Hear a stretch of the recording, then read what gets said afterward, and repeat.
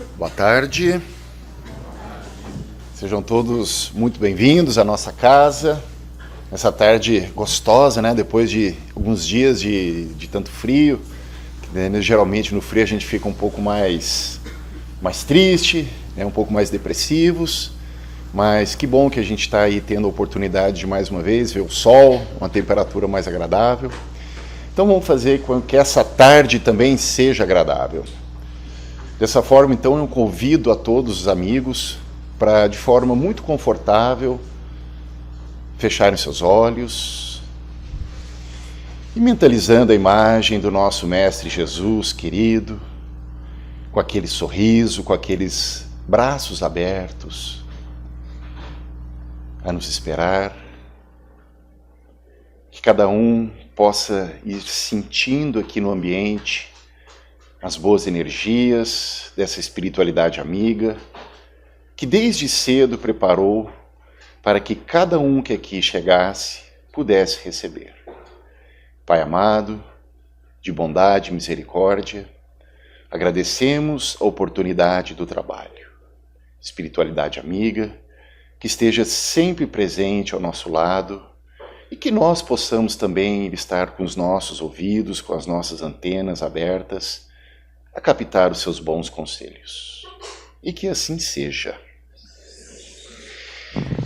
Casa em reforma. Esse é o tema de hoje. Quem já reformou a casa aí alguma vez? Pode levantar a mão sem problema. É uma bagunça, né?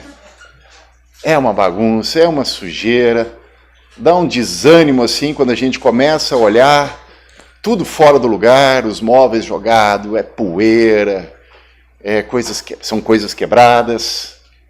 Então hoje o tema da nossa exposição será Casa em Reforma. É um texto de Emmanuel, psicografia, né, de Chico Xavier, porém é um livro que ele conta vários casos, né? Então eu vou ler para vocês aqui. E é interessante que esse texto, A Casa em Reforma, na sequência, ele traz um complemento desse texto, chamado A Família Está Crescendo. Então, se a família está crescendo, nada mais do que natural do que nós reformarmos a nossa casa, né? Seja trazendo melhorias, ou seja, expandindo ela. Então, a Casa em Reforma começa da seguinte forma: calamidades, flagelos, conflitos, lutas, provas. Os quadros do mundo moderno, porém, não expressam retorno ao primitivismo ou exaltação da animalidade. Achamo-nos em plena via de burilamento e progresso. A Terra assemelha-se hoje à casa em reforma. Tudo ou quase tudo aparentemente desajustado para a justa reharmonização. Na altura atual dos conhecimentos humanos, não será recomendável uma revisão de valores por parte do homem, considerando-se o homem na sua condição de espírito imperecível? Conceitos enunciados pela civilização cristã em quase 20 séculos são agora testados, acordando as criaturas para a responsabilidade de viver nos padrões da imortalidade que nos é própria. Desnível espiritual na família, criando perturbações, compelem aqueles que a integram para a conscientização da regra de ouro. Abre-se mais amplamente a escola da experiência, a fim de que aprendamos a respeitar os entes queridos, tanto quanto anelamos ser respeitados. Desentendimentos aqui e ali requisitam a presença de construtores da segurança geral. Matriculemo-nos na concorrência ao título de pacificadores. Incompreensões se alongam em todos os caminhos, com acusações recíprocas entre grupos e pessoas. Salienta-se o ensejo de mecanizarmos o perdão, imunizando-nos contra a revide ou ressentimento. A felicidade e a paz nos processos de vivência comum reclamam a abnegação de quantos se declaram a favor do mundo melhor. Surpreendemos nisso o expressivo concurso de valores pessoais, lançado aos cultivadores do bem na base da legenda evangélica. Quem deseja ser o maior, que se faça servidor de todos. Ergamo-nos para a vida, sustentando a luz da esperança. Evidentemente, não temos a moradia planetária sobre a sentença de extermínio. Continuamos todos resguardados pelo equilíbrio das leis universais. O que existe presentemente na Terra é o chamamento cada vez mais vivo ao testemunho individual de compreensão e aperfeiçoamento, com múltiplas oportunidades de trabalho em louvor em nossa própria renovação. E aqui segue, esse aqui é o texto que se fala A Casa em Reforma.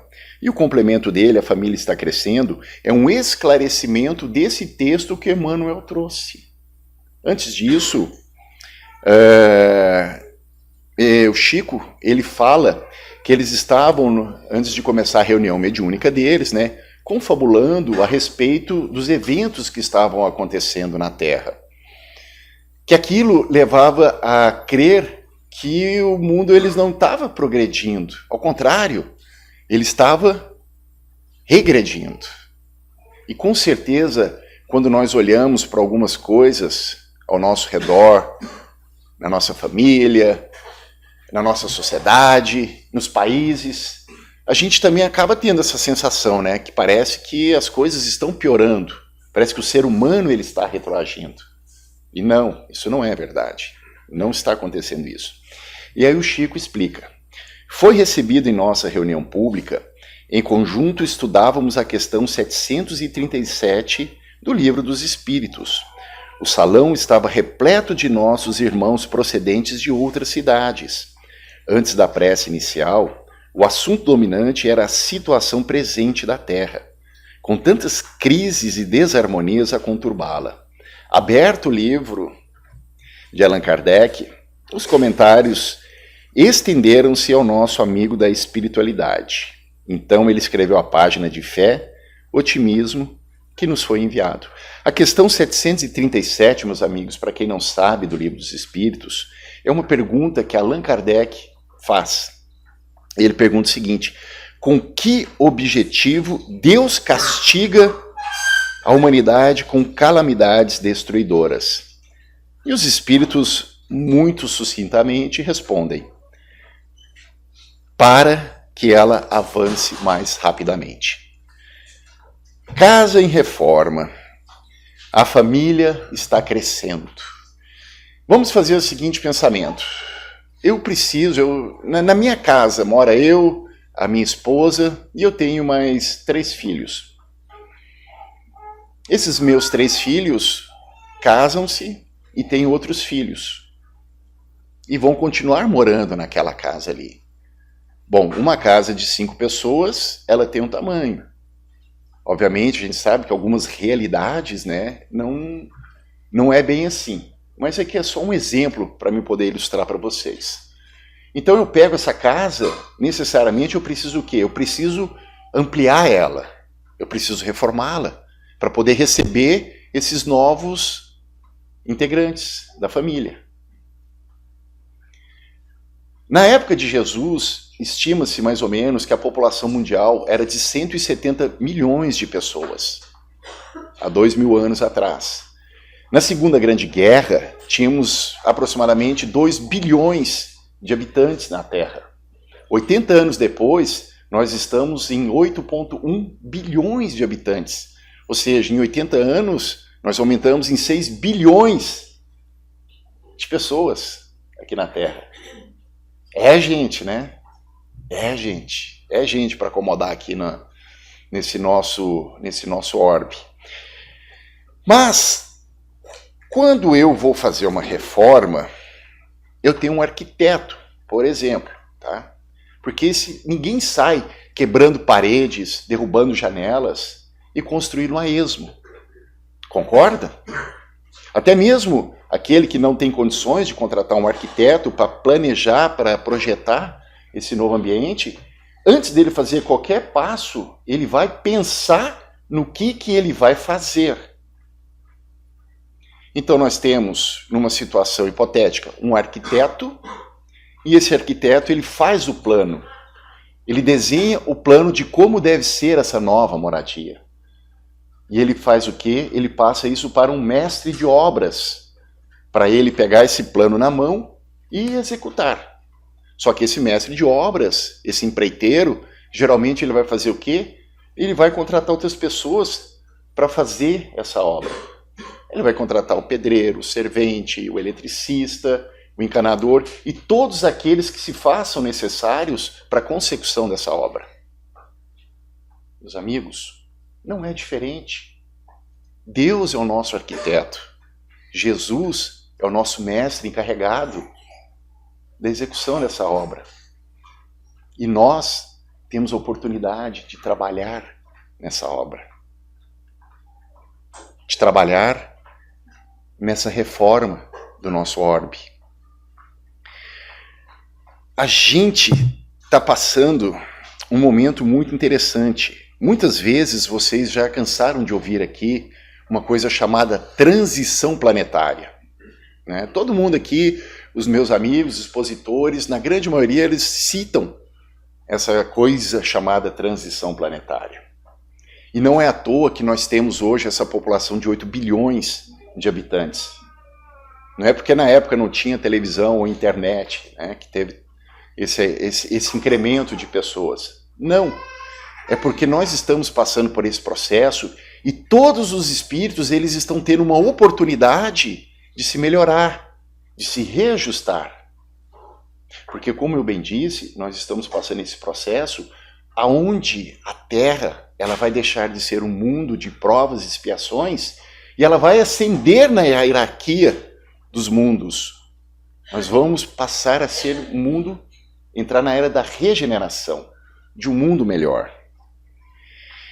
Então esse processo de melhoria, meus amigos, ele acontece em todo o universo. Não se preocupem. Não se preocupem porque tudo está nas mãos daquele mestre que está executando as ordens, as direções que foram lhe dadas pelo arquiteto. E esse arquiteto é Deus. Então, quando nós olhamos o nosso orbe, quando nós vemos a forma como ele está, é como nós olharmos para uma casa e ver ela com as paredes caídas, com os móveis fora do lugar. Dá um desespero, não dá? Principalmente eu vou falar, não é ser machista, mas eu vou falar a tarefa de limpar, né? Porque acaba, né, tocando as nossas mulheres, que elas têm mais essa questão de limpeza, né? Então a gente acaba olhando para aquilo com um pouco de desespero, né? Põe um gesso lá na tua casa. Não é uma poeira, não é uma bagunça? Então a gente também, hoje nós estamos olhando o nosso planeta dessa forma, como se ele estivesse numa bagunça, mas ele não está. Isso eu garanto para vocês. Então, quando se fala de flagelos destruidores, eles fazem parte da lei da destruição. Isso é uma coisa que acontece e sempre aconteceu no nosso planeta. Desde os primeiros movimentos geológicos. Isso chama-se acomodação. É uma acomodação que o nosso planeta passa. Então é uma acomodação geológica, nós temos as questões das mudanças climáticas também. Obviamente o homem tem a sua parcela de culpabilidade, porque o homem ele pode acelerar ou ele pode reduzir, ele pode diminuir, mas é um processo. Pensando nisso, então, a gente fica matutando. Será que esses flagelos destruidores irá acabar com o nosso planeta? A gente olha para uma guerra lá na Europa, essa guerra está escalando, meus amigos. A coisa pode ficar muito pior do que a gente pensa. Mas nós passamos por uma segunda grande guerra também.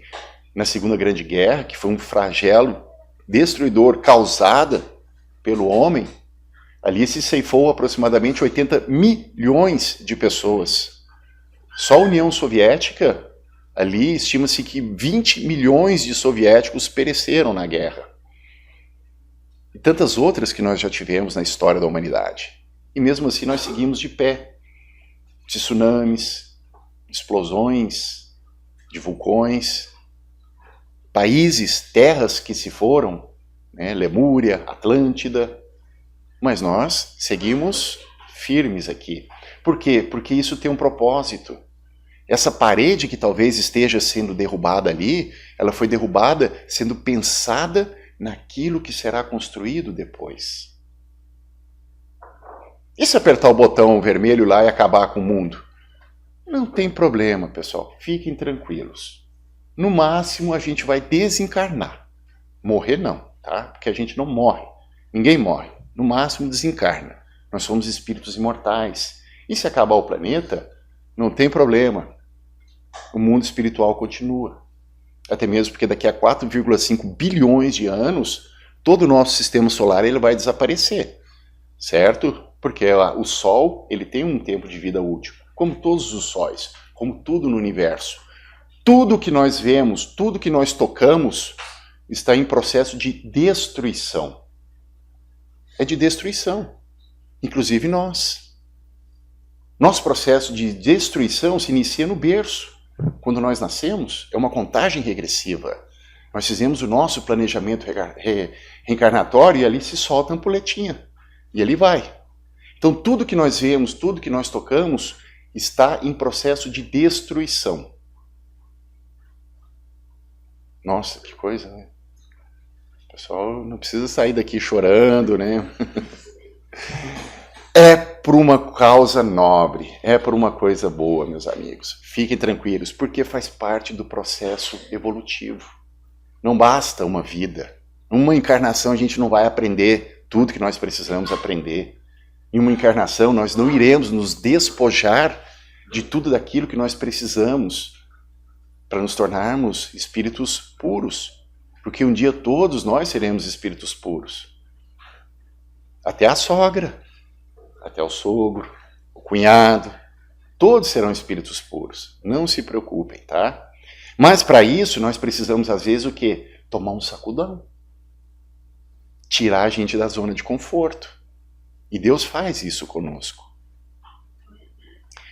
Existe um movimento que nós chamamos um movimento de emigração. É um movimento onde os espíritos, eles emigram, certo? Então, nós aqui, que hoje nos encontramos, né, a terceira raça, como alguns dizem, nós também estamos acabando essa raça. E nós vamos dar lugar a uma raça melhor ainda, de espíritos melhores, espíritos mais evoluídos. E aqueles espíritos, aqueles alunos mais rebeldes, que não vão mais poder ficar aqui na Terra, porque ela vai mudar o padrão vibratório. Então esses espíritos não tem como ficar aqui. E o que vai acontecer com eles, Dalton? Vai acontecer que nem aconteceu lá em Capela. Todos eles serão mandados para o degredo. O que é o degredo? O degredo é um exílio. E lá ele irá para um mundo dos padrões vibratórios que a Terra tinha na época do Homem das Cavernas. É o paraíso perdido. Não tem história, não tem alegoria na Bíblia sobre o paraíso perdido? Não deixa de ser, meus amigos. Não da forma como foi escrito. Mas você sair de um planeta que nem nós, que aqui estamos, com toda a tecnologia, com a ciência, anestesia, a carne, eu atravesso, vou lá e pego, ela está pronta. Esse planeta não, vou ter que matar o bicho lá e comer ele no dente mesmo. Quando a gente perde essas coisas, a gente perde o quê? A gente perde o paraíso. Nós fomos expulsos do paraíso. Todos aqui têm uma formação católica. E todos já ouviram essa expressão. Então é isso que acontece. E é isso que vai acontecer. Mas, para que essa transição, para que esse mundo também melhore, outros espíritos de outras zonas, de outras regiões melhores, superiores, começarão a encarnar aqui também, para que se faça o processo da melhoria, da renovação moral. Então, quando se fala em destruição, Allan Kardec, ele escreveu na Obras Póstumas um título chamado Regeneração da Humanidade. E ali ele dá todos os sinais de quando nós entraríamos nesse processo. E nós começamos a entrar. Eu recomendo a todos que tiverem a oportunidade de ler esse texto. E ali ele fala que a destruição que vai acontecer não é a destruição material, mas é a destruição moral. É quando o homem vai deixar para trás todas essas coisas que lhe prendem à matéria, tudo aquilo que lhe afasta de Deus. E para cá virão espíritos que já vivem em mundos regenerados e mundos felizes. Então eles já estão acostumados com essa vibração, com essa sintonia. E o gosto deles é diferente. O padrão é totalmente diferente do nosso. São espíritos, o gosto musical, o gosto pelas artes, está uma régua muito acima do que essa que nós estamos vivendo hoje. E os sinais, Allan Kardec diz, dos primeiros sinais desses espíritos, ele comenta o seguinte: essa nova geração deverá fundar a era do progresso moral e se distinguirão por uma inteligência e uma razão geralmente precoces, reunindo aos sentimentos inatos para o bem. Ou seja, a gente já começa a observar crianças que nascem desde pequenininhas, já são crianças que você vê bondade nelas. Crianças inteligentes, que com 5 anos de idade já manuseiam um celular muito melhor do que qualquer um de nós.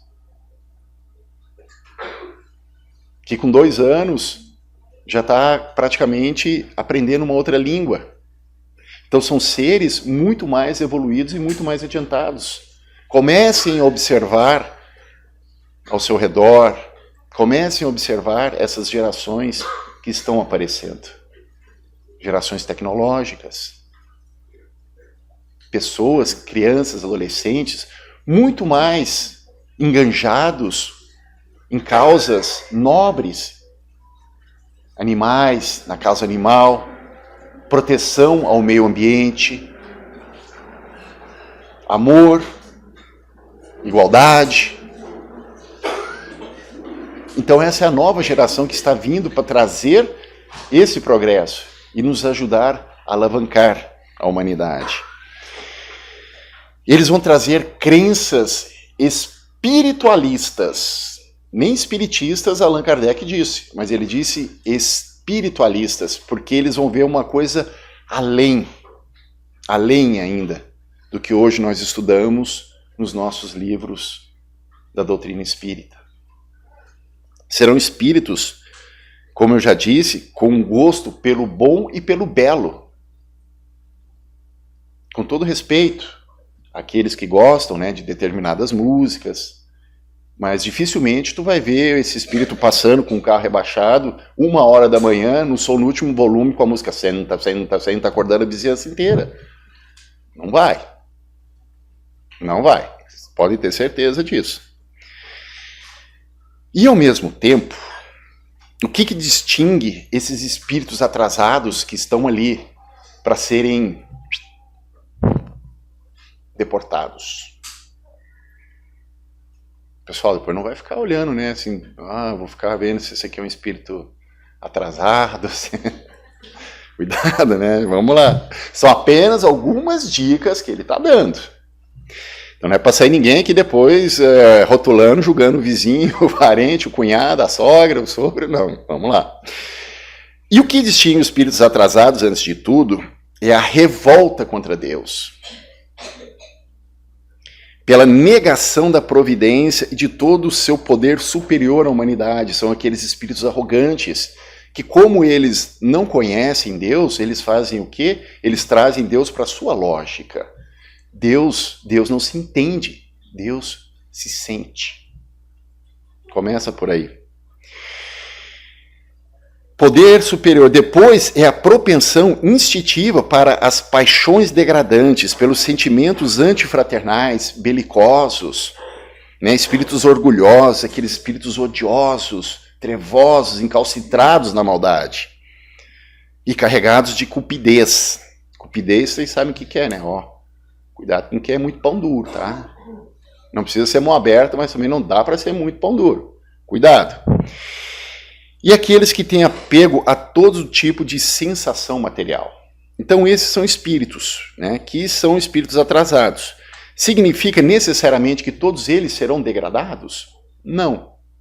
Porque tem muitos espíritos aqui que por má influência ele acaba o quê? Ele acaba se comportando de uma forma que talvez ele não perceba. Mas o seu exterior é muito mais feio do que o seu interior.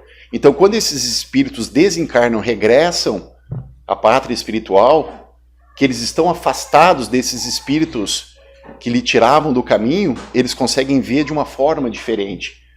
Então, daí esses espíritos, eles voltam para cá, vão ter oportunidade de reencarnarem, de seguirem reencarnando no nosso orbe, no planeta.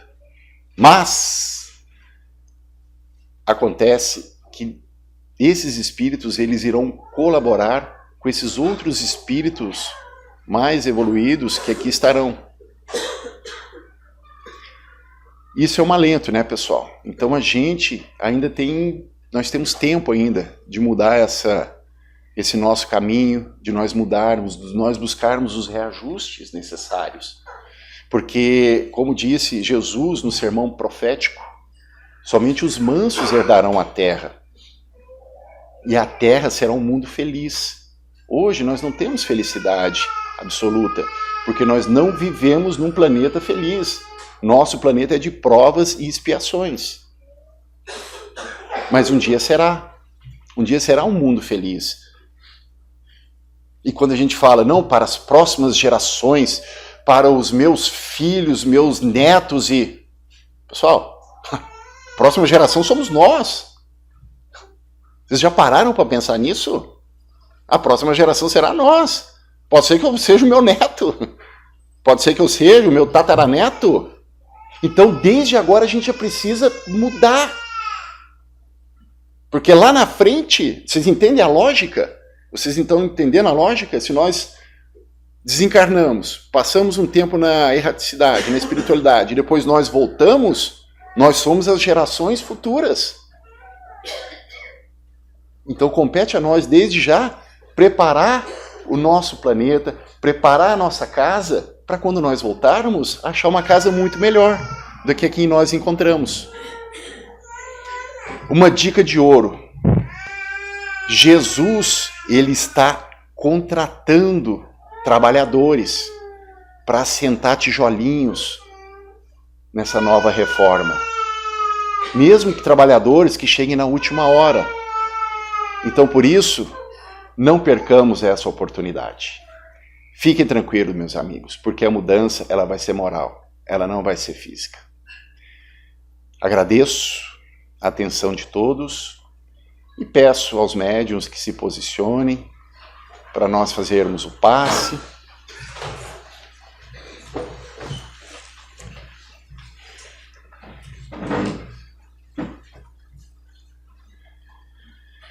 Senhor, Deus Pai de amor e bondade, gratos somos pela oportunidade de mais uma vez estarmos aqui reunidos nessa casa do caminho, que nos traz tranquilidade, conforto.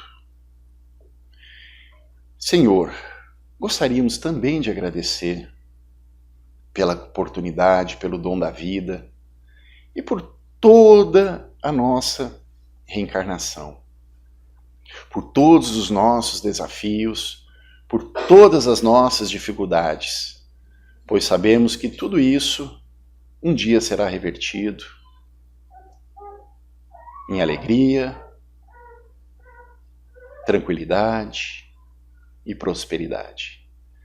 Pai amado, que possamos regressar aos nossos lares, acompanhados desses nossos benfeitores, desses nossos amigos, e seguirmos a nossa vida, querendo colocar um tijolinho por vez nesse novo mundo, nessa nova era que se aproxima. Se hoje estamos reencarnados neste momento, é porque nós pedimos o trabalho, e o trabalho está aqui. Obrigado, Senhor, e que assim seja.